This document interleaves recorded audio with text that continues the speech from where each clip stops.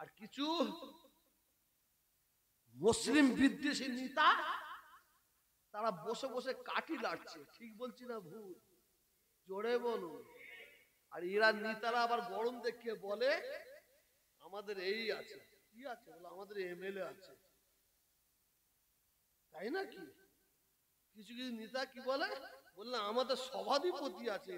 তোর গোষ্ঠী দৃষ্টি করেছে, তোদের সভাধিপতি থাকতে পারে, এমএলএ থাকতে পারে, এমপি থাকতে পারে, শুনেলে আমাদের আল্লাহ আছে। যারা হক পদে থাকবে, সে সিপিএম হোক, কংগ্রেস হোক, তৃণমূল হোক, যেই হোক না, যেই হোক, যারা হক পদে থাকবে, আল্লাহ বলছেন আমি তাদের মদদ করব। একটু জোরে বলুন, একটু জোরে বলুন।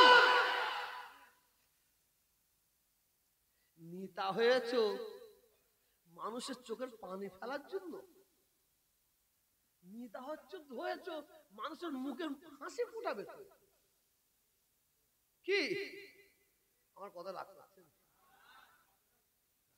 পায়ে ধরে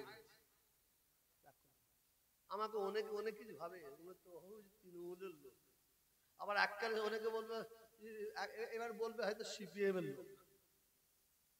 নাজে পা দিলেই সত্য কথা বলবে না।